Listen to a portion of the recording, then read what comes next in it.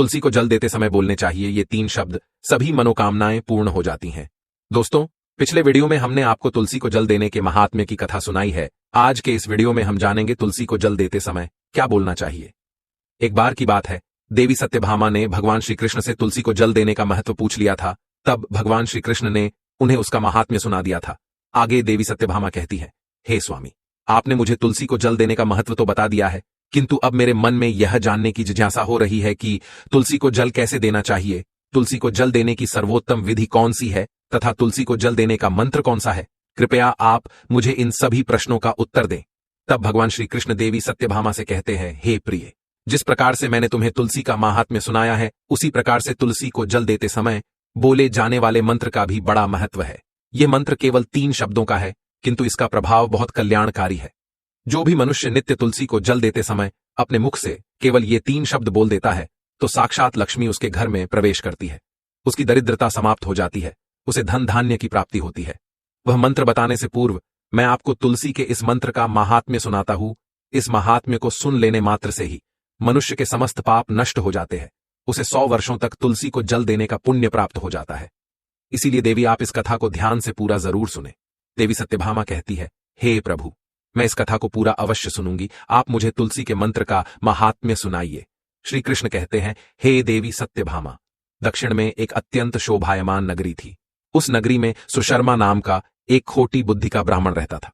पापियों का तो वह शिरोमणि था। उसका जन्म एक ऐसे ब्राह्मण परिवार में हुआ था जो पाप कर्म करने वाले, शास्त्र ज्ञान से शून्य थे। वह जन्म से तो ब्राह्मण था, किंतु कर्म से वह अत्यंत दुराचारी था। वह न पूजा पाठ करता, न ध्यान करता, न जप, न होम और न ही अतिथियों का सत्कार करता था। उसके द्वार पर आए अतिथियों को बिना दान किए ही क्रूरतापूर्वक भगा देता था। स्त्री लंपट होने के कारण वह सदैव ही पराई स्त्रियों में आसक्त रहता था। उसे मदिरा पान करने की भी आदत थी, साथ ही वह मांस खाया करता था। वह दिन में खेत में काम करके पत्ते बेचकर जीविका चलाया करता था और रात्रि में वेश्याओं का सेवन करता था। इस प्रकार से उस ब्राह्मण ने अनेक वर्षों तक जीवन व्यतीत किया। फिर एक दिन वह दुर्बुद्धि सुशर्मा बेचने के लिए पत्ते इकट्ठा करने के लिए एक ऋषि की वाटिका में घूमने लगा और पत्ते तोड़ने लगा। तभी एक काल रूपधारी काले सर्प ने उस ब्राह्मण को काट लिया और उसी समय पर उसकी मृत्यु हो गई। उसके बाद 2 यम के दूत उसे लेने के लिए उस स्थान पर प्रकट हुए और उसे उठाकर यमलोक ले जाने लगे। मार्ग में वह यमदूतों के सामने बहुत विलाप करने लगा, हे दूतों, मुझे कहां ले जा रहे हो? मुझे छोड़ दो, मेरे प्राण बख्श दो।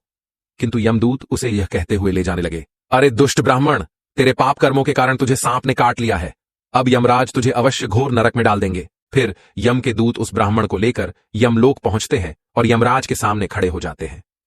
चित्रगुप्त उस ब्राह्मण का लेखा जोखा निकालते हैं और यमराज से कहते हैं, हे धर्मराज, इस ब्राह्मण ने बचपन से लेकर मृत्यु तक पाप ही पाप किया है, इसने कभी कोई पुण्य का काम नहीं किया है। फिर धर्मराज अपने दूतों से कहते हैं, हे दूतों, इस घोर पाप करने वाले ब्राह्मण को उठाकर ले जाओ और इसे नरक में डाल दो। फिर यम के दूत उस ब्राह्मण को ले जाते हैं और नरक की भयंकर अग्नि में धकेल देते हैं। अनेक वर्षों तक नरक में सजा भुगतने के बाद उस ब्राह्मण को दूसरे जन्म में एक बैल का शरीर मिलता है। बैल का जन्म पाकर वह बोझ उठाने का काम करने लगा। उसका मालिक उससे दिन रात काम करवाने लगा। फिर जब उस बैल की शक्ति कम हुई तो उसके मालिक ने उसे एक लंगड़े आदमी को बेच दिया। उस लंगड़े आदमी ने उस बैल को खुद का बोझ उठाने के लिए उपयोग किया। वह उसकी पीठ पर बैठकर घुमा करता था। इस प्रकार से उस बैल ने 8 वर्ष तक उस लंगड़े आदमी का बोझ उठाया। फिर एक दिन वह लंगड़ा आदमी उस बैल की पीठ पर बैठकर किसी ऊंचे पर्वत पर जाने लगता है। उस पर्वत पर बहुत देर तक चढ़ने के कारण वह बैल बहुत थक गया, उसकी शक्ति क्षीण हो गई और कुछ समय बाद वह बैल बहुत जोर से मूर्छित होकर जमीन पर गिर पड़ा और अंतिम सांसें लेने लगा। तभी वहां पर खड़े लोगों को उस बैल पर बड़ी दया आ गई और वे उसके मुख में पानी डालने लगे। फिर उन लोगों में एक पुण्यात्मा व्यक्ति था। उसने उस बैल का कल्याण करने के लिए अपना पुण्य उस बैल को दे दिया। उसे देखकर अन्य लोगों ने भी अपना अपना पुण्य याद करके कुछ पुण्य उस बैल को दे दिया ताकि उसे मुक्ति मिल सके। उसी भीड़ में एक वेश्या भी खड़ी हुई थी। सभी लोग अपना पुण्य उस बैल को दे रहे थे। यह देखकर उस वेश्या ने भी अपना पुण्य उस बैल को दे दिया। कुछ देर बाद उस बैल की मृत्यु हो जाती है। फिर उस स्थान पर यमदूत आते हैं और उस बैल के शरीर से उस ब्राह्मण की आत्मा को निकालकर यमलोक ले जाते हैं। यमलोक ले जाने पर उसे यमराज के सामने खड़ा किया जाता है और फिर चित्रगुप्त उसका लेखा जोखा देखते हैं तो वे आश्चर्य में पड़ जाते हैं। उस वेश्या के द्वारा उस बैल को दिया हुआ पुण्य बहुत बड़ा होता है। उस पुण्य के प्रभाव से उसके सभी जन्मों के पाप नष्ट हो जाते हैं। फिर यमराज उस ब्राह्मण के सभी पाप क्षमा करते हैं और कहते हैं, हे ब्राह्मण, उस वेश्या ने तुझे अपना पुण्य देकर तुझ पर बड़ा उपकार किया है। केवल उसी के पुण्य के कारण तुम्हारे सब जन्मों के पाप नष्ट हो गए हैं। और यमराज उसे फिर से मनुष्य जन्म प्रदान करते हैं। इस बार वह पृथ्वी पर आकर एक उत्तम ब्राह्मण कुल में जन्म लेता है। उस महापुण्य के प्रभाव से उसे इस नए जन्म में अपने पूर्व जन्म की बातें याद आने लगती है। जब वह ब्राह्मण बड़ा हो जाता है तो उसे याद आता है कि पिछले जन्म में जब वह बैल था तब एक वेश्या ने उसे उसका पुण्य दे दिया था। इसीलिए उसके मन में उस वेश्या के बारे में जानने की इच्छा होती है और उस महापुण्य के बारे में जानने के लिए उस वेश्या का पता लगाकर उसे ढूंढते हुए उसके नगर में चला जाता है। वह वेश्या अब बूढ़ी हो चुकी थी। फिर जब उसे वह वेश्या मिल जाती है तो वह उसके सामने जाकर उसे बार बार प्रणाम करता है और उस वेश्या का धन्यवाद करने लगता है। वह वेश्या कहने लगती है, हे ब्राह्मण श्रेष्ठ, आप कौन हैं और किस कारणवश आप मुझ वेश्या को धन्यवाद दे रहे हैं? मैंने आपका कौन सा कार्य किया है जो आप मुझे नमस्कार कर रहे हैं? तब वह ब्राह्मण कहता है, हे माता, मैं वही बैल हूं जिसे तुमने अपना पुण्य दे डाला था। अपने पाप कर्मों के कारण मुझे पिछले जन्म में बैल होना पड़ा था। उस पर्वत पर जब मैं मर रहा था तो तुमने मुझे अपना पुण्य दिया था। तुम्हारे पुण्य के प्रभाव से ही आज मुझे फिर से मनुष्य जन्म मिला है।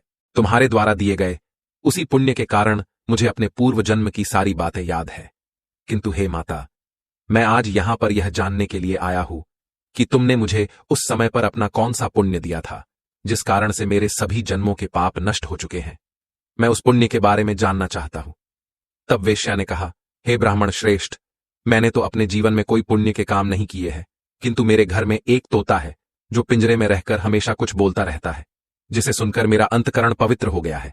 उसी तोते के द्वारा बोले गए मंत्र का पुण्य मैंने तुम्हें दान में दिया था।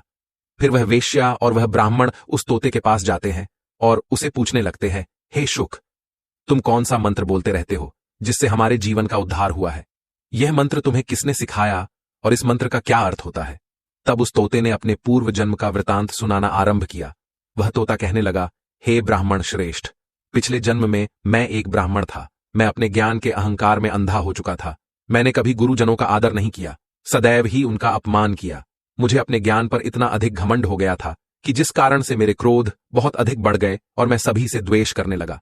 अन्य मनुष्यों को तुच्छ समझने लगा, विद्वानों का भरी सभा में अपमान करने लगा। फिर कालांतर में मेरी मृत्यु हो गई और मुझे यमलोक ले जाया गया। पूज्य जनों और गुरुजनों का अपमान करने के कारण मुझे तोते के कुल में डाल दिया गया और मेरा जन्म एक तोते के रूप में हो गया। मेरे पाप कर्मों के कारण छोटी अवस्था में ही मेरा अपने माता पिता से वियोग हो गया। फिर मैं पेड़ की डाल पर बैठकर रो रहा था तो उसी स्थान से कुछ मुनि जा रहे थे। उन्होंने मेरी दयनीय पुकार सुनी और मुझे लेकर अपने आश्रम में चले गए। वहां उस आश्रम पर उन्होंने मुझे एक सुंदर पिंजरे में रखा और मेरा अच्छी तरह से ख्याल रखा। वे मुझे नित्य भोजन दिया करते थे और पढ़ाते थे। उस स्थान पर वे ऋषि मुनि, उनकी स्त्रियां और बालक सभी नित्य तुलसी के पौधे को जल देते थे और उसके सामने एक मंत्र का जाप करते थे। उन्हीं के मुख बार बार उस मंत्र को सुनकर मैंने उसे रट लिया और तभी से मैं उस मंत्र को जान गया हूं और वही मंत्र में दिन रात बोलता हूं। उस मंत्र के प्रभाव से मेरी कभी मृत्यु नहीं हुई और मेरी आयु 100 वर्ष की हो गई और मैं इतने वर्षों तक जीवित रहा। इसी बीच एक रात को एक चोर उस स्थान पर आ गया और उसने मुझे वहां से चुरा लिया और फिर इस वेश्या ने मुझे उस चोर से खरीद लिया। इस वेश्या के घर पर आने के बाद भी मैं उस मंत्र को बोलता रहता था, जिसे सुनकर इस वेश्या का मन भी पवित्र हो गया और इसने वेश्या का काम छोड़कर भगवान विष्णु की भक्ति करने लगी। उसी मंत्र के प्रभाव से मेरे पूर्व जन्मों के सभी पाप नष्ट हो गए और उसी मंत्र के प्रभाव से इस वेश्या का भी अंतकरण पवित्र हो गया। हे ब्राह्मण देवता, उसी मंत्र के पुण्य से आप भी पाप मुक्त हो गए हैं। इस प्रकार से तोते ने उस ब्राह्मण को और उस वेश्या को सारा वृतांत सुना दिया, जिसे सुनकर वह ब्राह्मण और वेश्या दोनों ही अत्यंत प्रसन्न हुए और फिर वे दोनों ही नित्य तुलसी को जल देकर उस मंत्र का जाप करने लगे। फिर वह तोता, वेश्या और वह ब्राह्मण तीनों उस मंत्र के प्रभाव से दिव्य विमानों में बैठकर विष्णु लोक को चले गए। श्री कृष्ण कहते हैं, हे देवी सत्यभामा, देखा आपने, केवल तुलसी के इस मंत्र के प्रभाव से उस तोते के, उस वेश्या के और उस ब्राह्मण के सभी पाप नष्ट हो गए हैं। इसीलिए प्रत्येक मनुष्य को रोज तुलसी को जल देते समय इस एक मंत्र का उच्चारण अवश्य करना चाहिए। हे देवी, वह मंत्र इस प्रकार है, इसे तुम ध्यान से सुनो। ओम वृंदावन्ये स्वाहा, ओम वृंदावन्ये स्वाहा। श्री कृष्ण कहते हैं कि जो भी स्त्री नित्य तुलसी के समक्ष इस मंत्र का उच्चारण करेगी वह सौभाग्यशाली बनेगी, जो भी पुरुष तुलसी के सामने इस मंत्र का उच्चारण करेगा उसे अक्षय धन की प्राप्ति होगी। जिस घर के सामने नित्य तुलसी की पूजा की जाएगी उस घर में साक्षात लक्ष्मी का वास होगा। तुलसी का यह मंत्र मंत्रराज कल्पतरु है, यह समस्त फलों को प्रदान करने वाला है। अतः जो भी तुलसी के सामने इस मंत्र का उच्चारण करेगा उसे संपूर्ण सिद्धियां प्राप्त होगी। स्त्रियों को सदैव ही स्नान करके अपने बाल बांधकर मांग में सिंदूर भरकर नित्य तुलसी को जल देना चाहिए और इस मंत्र का उच्चारण करना चाहिए। रोज तुलसी के पौधे की परिक्रमा करनी चाहिए, इससे सभी दोष नष्ट हो जाते हैं। नित्य शाम के समय तुलसी के पास दीपक जलाना चाहिए और तुलसी के पास बैठकर भगवान विष्णु की आराधना करनी चाहिए। तुलसी के पास दीपक जलाने से मनुष्य को धन धान्य की प्राप्ति होती है।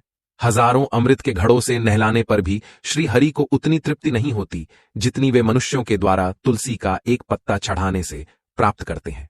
10,000 गाय के दान से मानव जो फल प्राप्त करता है वही फल तुलसी पत्र के दान से पा लेता है।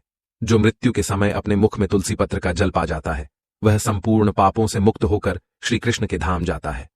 श्री कृष्ण कहते हैं, पूर्णिमा, अमावस्या, द्वादशी और सूर्य संक्रांति के दिन मध्याह्न काल, रात्रि और अशौच के समय तेल लगाकर बिना स्नान किए अथवा बिना हाथ पैर धोए रात्रि के वस्त्र पहनकर तुलसी के पत्र तोड़ता है वह महापापी होता है।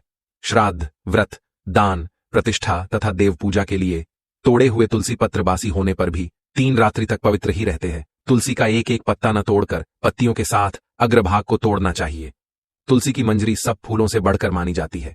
मंजरी तोड़ते समय उसमें पत्तियों का रहना भी आवश्यक माना गया है। पूज्य भाव से पौधे को हिलाए बिना तुलसी के अग्रभाग को तोड़ना चाहिए, इससे पूजा का फल लाख गुना बढ़ जाता है। तुलसी के पत्तों को कभी नाखून से नहीं तोड़ना चाहिए, इससे पाप लगता है। रात्रि में तुलसी के पौधे को स्पर्श न करे अथवा उसके पत्ते न तोड़े, ऐसा करना अशुभ माना गया है। रात्रि में तुलसी का पौधा निद्रा अवस्था में होता है, ऐसे में पत्ते तोड़ने पर पाप ही लगता है। गुरुवार के दिन तुलसी के पौधे में थोड़ा सा कच्चा दूध अर्पित करें।